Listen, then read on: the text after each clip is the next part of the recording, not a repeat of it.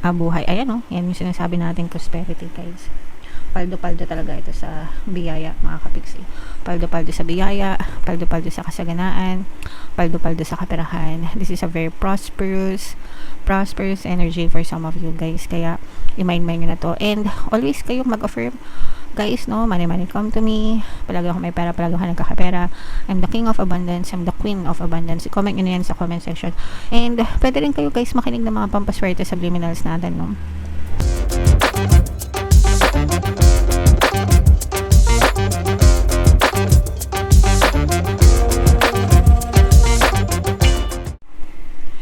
Hello guys, hello Sagittarius, welcome back to Pinay Pixie Tarot. Ang pamagat ng episode natin for tonight is monthly check-in para ngayong March guys, para sa Sagittarius, Sun, Moon, Rising Sign, and Venus. So unahin natin tong deck na to. Ito yung mga angel messages para sa inyo guys. Wow, napakaganda. So you know what to do mga kapigsi, alam nyo na yung gagawin nyo guys. Kailangan nyo lang kumilos at kailangan nyo lang magtiwala din sa sarili nyo mga kapiksi. Minsan kasi kahit alam natin yung gagawin natin, kahit alam natin yung gusto natin, pero wala naman tayong tiwala sa sarili natin, hindi tayo naniniwala sa sarili nating kakayahan, kaya ang ending wala tayong na-fulfill, wala tayong nagagawa para sa buhay natin. So yeah, just believe in yourself guys. Trust yourself, trust the divine, trust the universe mga kapiksi. You can be, do, and have anything that you want in your physical reality guys, okay? Sa inyong first message, ito naman ay prosperity guys, grabe. So i-mind nyo na to agad sa comment section. Mind prosperity, mind kasaganaan, mind biyaya, no? So i-mind nyo na yan. Magiging maluwag ang pagpasok ng mga blessings sa buhay nyo. So dapat guys palagi kayong nagpapasalamat. Always be grateful sa lahat ng blessings guys. The more na grateful kayo, the more na mas magiging maluwag yung pasok ng blessings sa buhay nyo. I-appreciate nyo lahat ng blessings, maliit man or malaki. Always appreciate them, okay? And be gentle with yourself guys. Don't be too hard on yourself. Huwag nyo masyadong pahirapan, huwag nyo masyadong parusahan yung sarili nyo. So nagets na natin yung hard work guys, no? Syempre kailangan talaga natin maging masipag, pero wag naman abuso, no? Kasi kailangan din natin alagaan yung sarili natin, kalusugan, katawan, physical, mental, emotional, and even yung spiritual health natin. So dapat inaalagaan natin yung sarili natin din mga kapiksi, okay? Sorry. So comment down below guys if naka-resonate kayo dyan sa mga message na yan. So shuffle natin to. Ito naman ay sa love.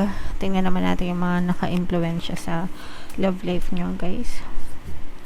Kung ano lang yung maka-resonate, take that message kasi iba-iba kayo ng mensahe. So ito guys, obviously pwedeng bago-bago pa lang may nandiligaw sa inyo mga kapiksi. Pwedeng open kayo sa dating. Ito yung mas magre-resonate ito sa mga single. Pero pwedeng nakakarinig din kayo ng hindi maganda about this person na nandiligaw sa inyo. Baka meron siyang hindi masyadong magandang reputasyon. So maganda din guys na magsaliksik din kayo. Kumbaga hindi porket pogi, hindi porket maganda okay na sa inyo, di ba? Yung iba kasi basta pogi lang, basta maganda lang, okay na. Tapos iiyak-iyak. Kailangan kilalanin nyo rin yung pagkatao ng person. Hindi naman sa sinasabi natin maniwala kayo sa mga chismis, pero i-consider nyo din kasi baka mamaya may tama dun sa mga chismis na yon para hindi rin kayo mapahamak guys, okay? Alright, so yeah, comment down below if feeling nyo naka-resonate kayo dyan sa mga messages na yan. So shuffle natin to guys, hanapin natin yung energy ng Sagittarius. Habang sinashuffle ko to, panoorin nyo muna yung video natin regarding sa ating paano mag-manifest ng abundance video course. Kapiksi, sawa ka na ba sa mga struggles at hirap sa buhay mo? Masipag ka ba at masikap sa buhay ngunit hindi ka pa rin umaasenso? Ilang beses ka na bang nag-attempt magnegosyo at mag-invest pero palagi ka pa rin nalulugi? Sa pagkakataon na ito ay maaaring may subconscious beliefs ka na nagiging balakid sa iyong pag-unlad at pagyaman. Introducing, paano mag-manifest ng abundance video course. Dito ay matututunan mong ma-overcome ang mga balakid mo para tuluyan ka ng umunlad, umasenso, sumagana, maging matagumpay, successful at maswerte sa iyong kabuhayan, pera, trabaho, negosyo sa lapi at kaperahan ng bonggang-bongga. Dali, mag-send na ng email sa pinoypixie@gmail.com at simulan na ang iyong pagyaman ngayon. Alright, so sa lahat ng gusto mag-avail ng course guys, meron tayong paano mag-manifest ng abundance video course, paano mawala ang third party at magkaroon ng harmonious na relationship, paano pabalikin si ex o vice breakup. Sa mga interesado guys, mag-send lang kayo ng email sa pinoypixie@gmail.com. And sa mga naghahanap ng pampaswerte guys, meron tayong money shaker jars at saka itong mga bracelets. Ito yung WhatsApp number ko guys, nandito sa screen, i-chat ko lang ako, lalagay ko din sa comment at sa description box.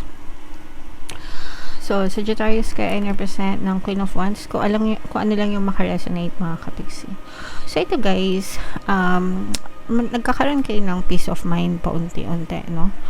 At saka yung iba sa inyo, parang ayaw nyo nang masyadong makinig sa mga sabi-sabi ng mga tao sa paligid nyo. Kasi nga, you are choosing your peace of mind. You are protecting your energy, no? And ganoon naman talaga yung dapat guys. Dapat hindi kayo masyadong nakikinig sa mga sabi-sabi ng mga tao sa paligid nyo, lalo na kung negative naman yung sinasabi, lalo na kung chismis, marites, or paninira, di ba?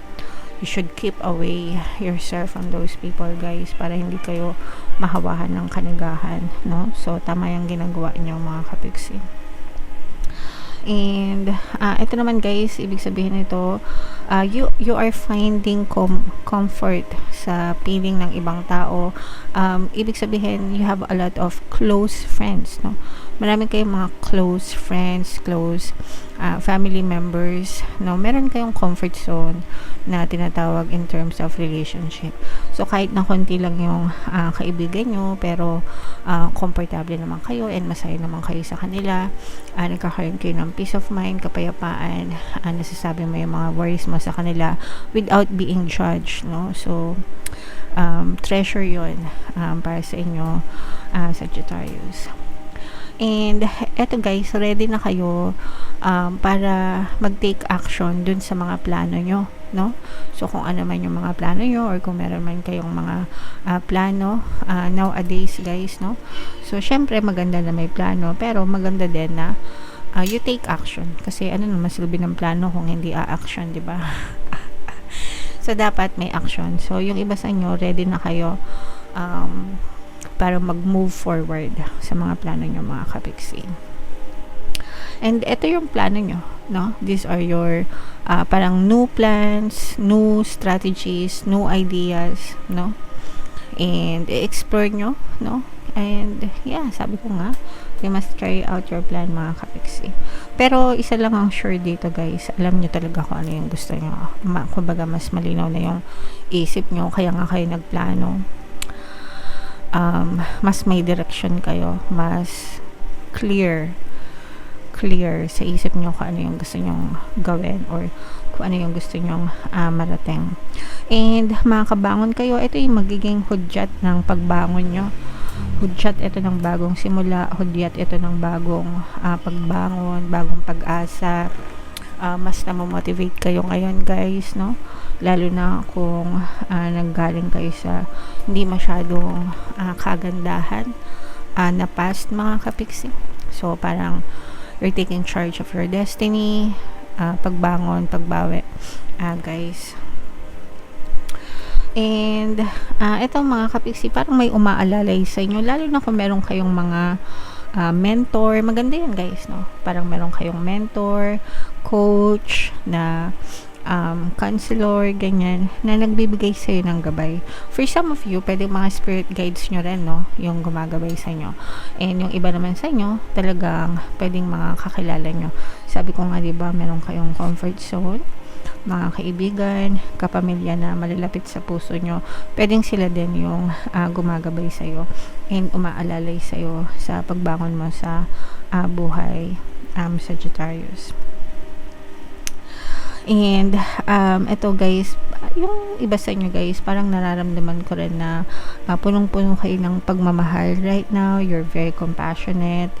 Kumbaga kung dati mainitin ulo nyo, kung dati maiksi pasensya nyo, kung dati magagalitin kayo, ngayon parang nagbabago na kayo, mas nagiging soft na kayo, mas malambot, mas compassionate. Yun nga yung sabi natin sa inyo guys, no, be gentle with yourself, no, kumbaga hindi na kayo basta-basta naninega, and yun nga, no, yung mas nagkakaroon kayo ng peace of mind, peaceful na buhay, mga kapiksi. So tama lang yan for you, Sagittarius. Although for some of you guys, hindi naman maiwasan na magkaroon ng mga pagdadaanan sa buhay, mga problema, challenge. For some of you, pwedeng maka-experience kayo ng ganito, mga emotional pain, no? Sa iba-ibang, ano to guys, iba-ibang aspeto ng buhay, pwedeng sa pag-ibig, sa negosyo, sa trabaho, or life in general. Pero wag nyo na lang masyadong dibdibin, and magiging ma-okay din ang lahat. Minsan talaga may mga gusot-gusot na ma-experience tayo sa buhay. Wala namang perfect na buhay. Ayan, no, yan yung sinasabi nating prosperity guys. Paldo-paldo talaga ito sa biyaya, mga kapiksi.